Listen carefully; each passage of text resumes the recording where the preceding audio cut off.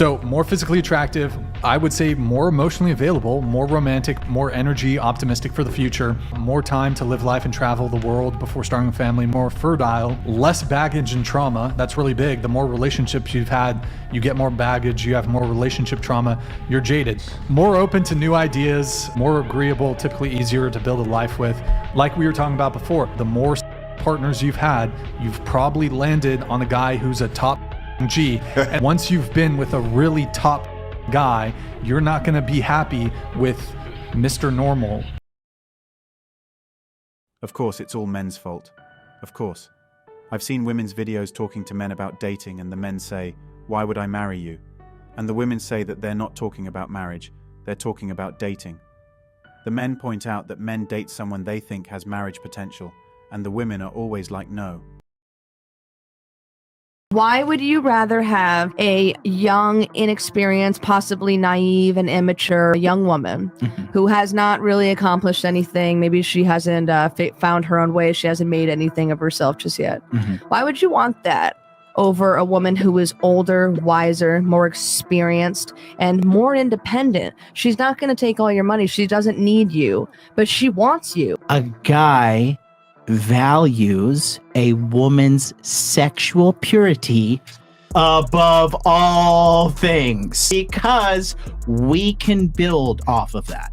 Guys want a woman with low body count first and foremost. That's the ultimate flex. Not how much you can throw it down on him fucking doggy style, or how much you can throw that ass back, or your BBL, or your 1900 lip injections.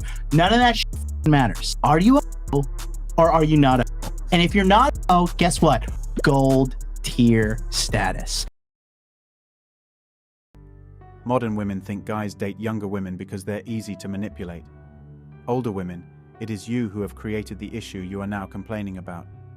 You have become combative, overly argumentative and demanding, too stressed, and simply unpleasant to be with. No man wants to go near that. For a guy to date you, what does he need to bring? Stable job, good family, Happiness, kindness, intellectual. He needs to be like smart, not just like academic smart, but like, needs to be outgoing. How much does a good job pay? We're about to be seniors in college, right? To define So, like, good job. You define it. Well, I would say right out of college, if my man is not making at least $90K, he's not gonna be my man. At what age do you typically graduate college? I'll graduate when I'm 22. Okay, so 22, he needs to be pulling out $90K. Oh yeah, I know so many people. If you're So doing many the right people. career path and you Yeah. want to, if you're going for what you want, maybe it's less than 90K, but as long as you're achieving what you want 85, to achieve. 80, no, not achieving. Motherfucker, you say achieving what you want to hear from me. I'm fucking like theater or something. No. Just 85 to 90K, I feel like is a stable income right out of college, especially I guess in our field. Women expected to party for a decade, then land a top-tier man in time to pop a few kids and live happily ever after. A few pull it off, but most end up alone, medicated, bitter, and somewhat impoverished. What you're trying to say, a 34-year-old woman, right, is the same as a 34-year-old guy that's single, and I'm telling you it's not. At 34 years old as a woman, you've pretty much exhausted most of your value. Versus a guy that's 34 years old is still building his value if he's doing the work and has more time. Again, women are given their value by Mother Nature, and Father Time takes it away. For most women, yeah. Okay, well, here's the thing. You're 34 years old. You're not going to be able to compete with a girl that's 24 years old that looks just like you. The guys are going to prefer the That's younger your girl. opinion.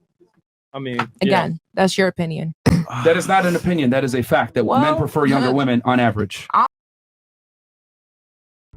They have competition now, same as we did when we were younger. We, men, peak at different ages. That is the reality. Of course, I will go for the younger ones now that I have options, and so will any man. When a woman understands that she will be happy in every or nearly every way when she lets a man control her entire life and serves him entirely, she will finally get it. There's sort of this line that like men should only go for women who are under 25. And if you're 25 and you don't have a partner, then you're like a gross old lady or something. And I think part of that comes from a fear that these men have that an older woman or a woman that's age appropriate will know that they're bullshit. And young women don't have the life experience to detect the bullshit. So they need somebody who's not going to realize that they're absolute garbage at sex. They need to know somebody who's too young to realize that they overplay how important they are and how smart they are and how cool they are. And the reason that they're able to do that with younger people is because they have no life experience to prove to the contrary. You can't get anything past a woman who's like been dating for 20 years by the time she's 35. She's just going to be like, nah, dude, you're trash. It's not about your age, really. It is about your attitude. You are now too scarred and miserable to the point of being non-cooperative, unsupportive, and cold in a relationship. Of course, if Chad and Tyrone are the only men ever visible to you, then do not wonder why he has options and prefers to go for younger, more accessible women. Do we need men, in your opinion? No, because they do nothing all day.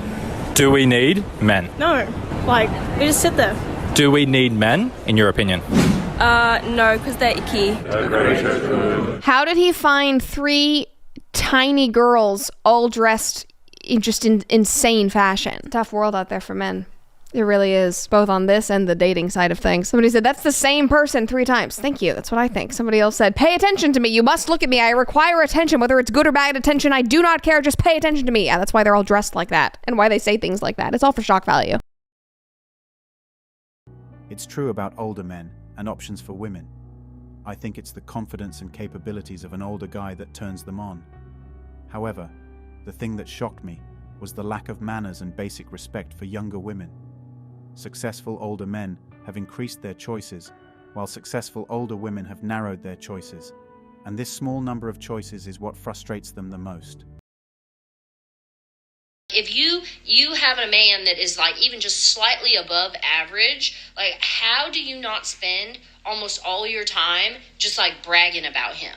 As far as I'm concerned, bragging about my husband is like my favorite extracurricular activity. It's like a full-time hobby because here's why.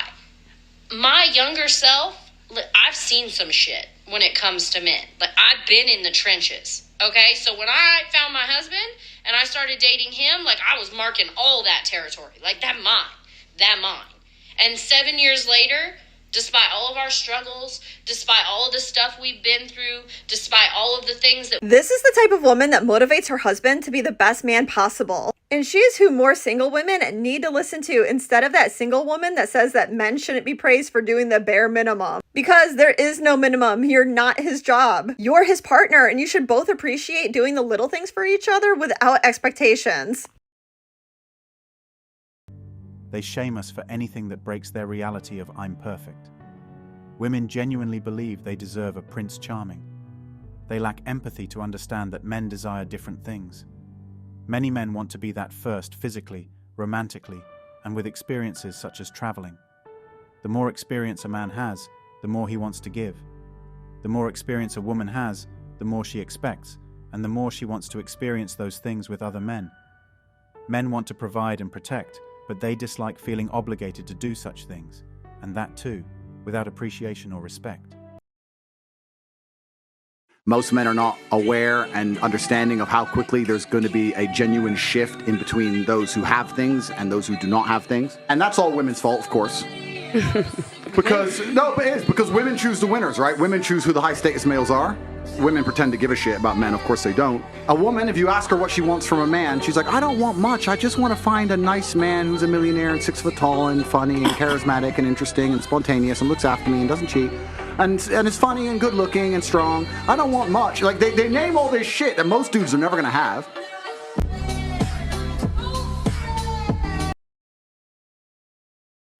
And to tell you the truth, I don't think age is a main factor in this. These girls date older guys because of money, and because few people are born into money, and it takes time to establish a fortune, so the guys are older by the time they can afford all these hot girls. I can assure you that in the town where I grew up, no sane 20-year-old would fall for a 40-something miner or railway man. Does that make sense for you as far as like why divorce is inherently more risky for men? I just feel like you're saying because women tend to be the person who initiates a divorce, correct? Yes. That's why it's riskier for men. But why do women tend to end divorces? And with successful men that have money, they cheat. She said it earlier. They do all these things that women don't want to She put said up it earlier. with. It's So a feeling. why- Feelings yeah. change from day to day. Yeah, time so to I time. could have been in love with the person at the moment, but if that person is no longer treating me well just because we're married, I have to say no. That's the Because point. he can't be a good husband. So as a man, That's all I'm asking. If I marry you and Yeah. you decide, you know what, he's not the guy I thought he was anymore, I'm leaving. You take half my stuff, and maybe. So is there no risk So? without reward? Oh, so what's You married me, right? No. So once again, this is why You men wanted to marry me. don't want to You get married. thought you loved me enough that it would be worth it to you to marry me and so take real the quick, risk. hold on, stop the show. You just basically admitted it with your own words why guys don't get married. The modern problems between men and women are not about men being too feminine or women being too masculine, or even about women expecting traditional treatment when they are not traditional women. It's about the complete entitlement that modern women have and how they use that to get the benefits without the responsibility. That my beautiful wife Isabel would be the first to say that her life truly started when she So women hire me to help them negotiate in their divorces and prenups. And I really wasn't going to share all the men's secrets, but while we're here, we might as well. Because you know what men are not doing if the relationship doesn't work out? You know, the ones who ask for the trad wife and who say, like, she makes me the man that I am today. I would not be who I am without her. Yeah, so they're not chomping at the bit to pull out their checkbook when the relationship doesn't work out. Like the guy who was making $60 million a year and he put up like surveillance cameras in the house to watch her. And he offered her $6 million. Pretty sure 50-50 is $30 million, you know? But that's his money.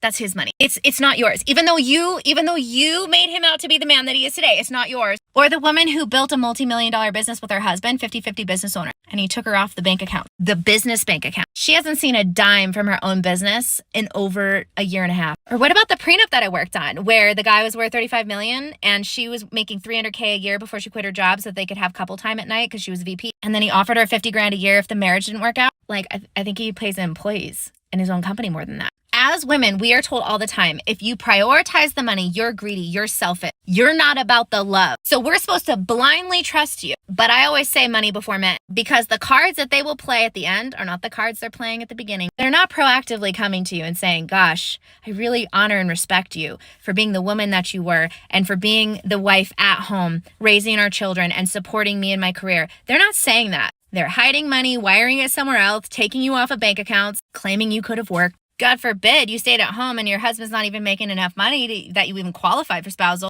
Money before men means prioritizing your bank account. It means prioritizing your financial safety. It means de-risking the relationship choices that you're making, especially if you're going to be a trad wife. Because I can tell you, I have not seen one case, not one, where the woman talking to me is saying, Joanna, he just really wants to be generous and he really wants to make sure that I'm set up for life since I stayed at home and made him into the man he is today. I've never seen it happen. Money before men. This lack of reciprocity fosters a deep imbalance in our relationships and in our society at large. Up until the Industrial Revolution, women's labor was a significant contributor to the overall economy, and therefore a significant contributor to the economic productivity and prosperity of individual families. For example, through most of Western history, women did not come to the table empty-handed. There is a big difference between a bitter baby mama and a frustrated single mother. If she says, I don't like that you have a girlfriend, so I'm not letting you see our child, that's a bitter baby mama. If she says, I think it's BS that you pick and choose when you want to see your kid, that's a frustrated single mother. If she says, I'm increasing child support if you don't do things my way, that's a bitter baby mama. If she says, I need you to step up and pay for and take care of the child we made together, that's a frustrated single mother. If she won't hand over the child because you were 3 hours late for pickup, that's a frustrated single mother. But if she won't hand over the child because you were 3 minutes late for pickup, that's a bitter baby mama. A very important thing in co-parenting is to not treat a frustrated single mother like a bitter baby mama and vice versa, because these two women are not the same. Let's be honest. How many women on a daily basis walk past Clark Kent not realizing he's Superman? If women spoke to their men and communicated their problems, no matter if it was emotional intimacy or whatever, they wouldn't be in the position they are in. A shocking new claim about the falling marriage rate is raising a lot of questions right now. A new study says the reason fewer people are getting married is because there's a shortage of, quote, economically attractive men. Ask this question all the time. You complain about men, but are you being the type of a woman that a man would want, right? Maybe in the instant when men are not thinking with their big heads and they're saying, oh, whoa, she's half naked, great, I'm going to go for it. Yeah. That might be what a man wants. But long term, that's not what a man wants. A man doesn't want a girl that's just going to be naked all the time and put herself out there available for every man to see. You know, that I don't have to be a man to know that that's not what men want. Yeah. So then you say men suck. I'm looking at you going, I'm not a dude. I wouldn't date you. You know what I mean? Yeah. Again, self-perpetuating problem, not enough women calling out the fact that women are not desirable right now, in my opinion, right? They're sexually desirable, but I wouldn't want to take you home to mom desirable. The reason our grandparents and others before them made it work was because they stopped listening to other people and made their own decisions regardless of the person they liked or didn't. I have come to the realization that in my 27 years of life, I have never received the bare minimum from men. I went on a first date last night. The date was on Long Island. He was from Long Island. I'm from Queens. The date was 15 minutes from his house. This man drove to Queens to pick me up and then drive me back to Long Island to then drive me back home. Okay, first, that's for starters. Then he tells me I'm outside. Okay, I walk outside. He's standing outside waiting with holding the door open for me. I've never had that happen. Then he proceeded to hold every single door, pull out chairs for me, order for me. I'm like, gentlemen exist? This doesn't just happen in movies? Not all men are pompous, talking narcissistic dudes. Like, That's your mistake right there. so I have not clearly received the bare minimum ever in my life. Like, this just opened a can of worms. I'm not taking anything less moving forward. And they say chivalry is dead. But when a man is actually a gentleman, this is the confused response we get from women who don't know what to do when they know they can't play the victim card, and when they know they're actually in the company of a decent man. You see, these women are so hell-bent in portraying men as creeps, weirdos, and wannabes that they get dazed and confused when a man actually opens the door for them. They don't know if they should feel honored or oppressed, and then they show it to the men by not being traditional at all and refuse to accept their chivalry. Problem is that there's zero advantage to marriage in the Western world for a man. There is zero statistical advantage. If you use your mind, if you use your head instead of your heart, and you look at the advantages to getting married, there are absolutely not really none. If a woman marries a man and it goes wrong, she has emotional heartbreak, fine. But if a man marries a woman and it goes wrong, he has emotional heartbreak. Plus, everything he has ever worked for is ripped out from underneath him, and he has to give that chick money forever. All you're doing is scaring men away from commitment. And then you have to add in the other hidden element. All women got together and said, we'll only have sex after marriage. Guess what men would do?